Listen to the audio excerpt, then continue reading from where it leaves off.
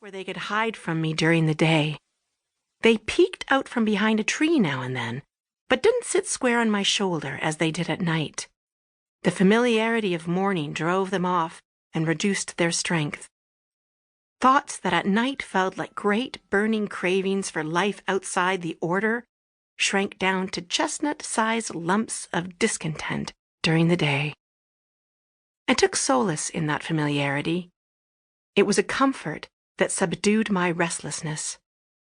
I would wait to hear my mother's soft voice as she lifted my baby sister from her crib, and I would wait to smell kerosene in the lanterns as they were lit, one by one, and bread baking, and coffee percolating in the big blue and white enamel-ware pot. I would wait for the stamping of snow from my father's boots as he carried in milk from the barn, and the crackle and bang of frozen logs being tossed into the wood stove by my brother, and the yap, yap, yap of Topper, our collie, barking out the window at the squirrels that had gathered around the base of the bird feeder. "Beth, what are you doing up there? The breakfast table is waiting to be set." And the sound of my grandmother, Grandmama, as we called her, making sure I didn't have too long to moon over my life. She didn't believe in daydreaming. "And young lady, could you fetch me some strawberry preserves from the cellar? Oh, and I'll be needing a few clean tea towels from the cupboard." When it came to chores, I was like the miller's daughter in Rumpelstiltskin. There was always more. If we Mennonites had framed family mottos on our walls, they would all read the same. If you have nothing to do, don't do it here. An island, a refuge, a place where nothing ever changed. Each morning, while I put on my black stockings and homespun dress, brushed and then braided my hair, I thought how Shakespeare was right when he wrote that the world is like a stage and human beings are only actors. I felt like I was born into the old order, handed a script to memorize and told by a director how to play my part. It wasn't that I didn't like that part, but I kept waiting for the play to end so that I could remove my costume and just be me. And then I would ask myself again, why do you want your life to be different? Why do you want things to change?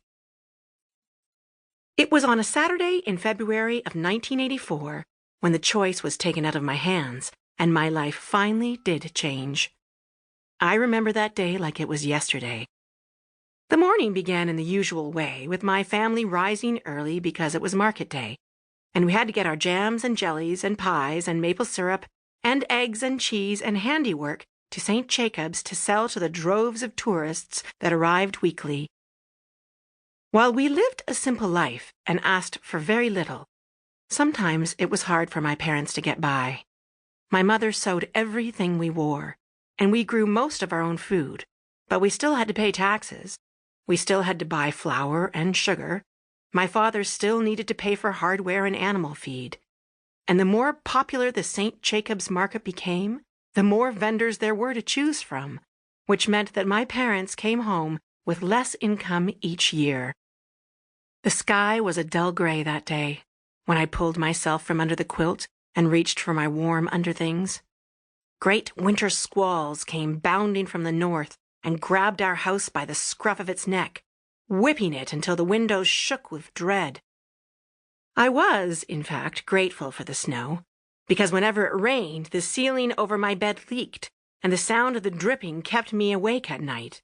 My father would be putting on a new roof with the help of local men, but first he needed to buy the shingles.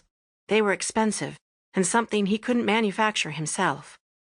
As I dressed, Mama and Papa were already loading up our wares into crates. Soon they'd be riding with me in the back of our big sleigh, hitched to Della. I thought about how my mother dreaded having to go to the market. She would never say so, and I never did ask her what she thought. But for my parents, despite having to endure the stares of tourists who weren't used to our old-fashioned style of dressing, the market was their only chance to sell the goods we grew or baked or created.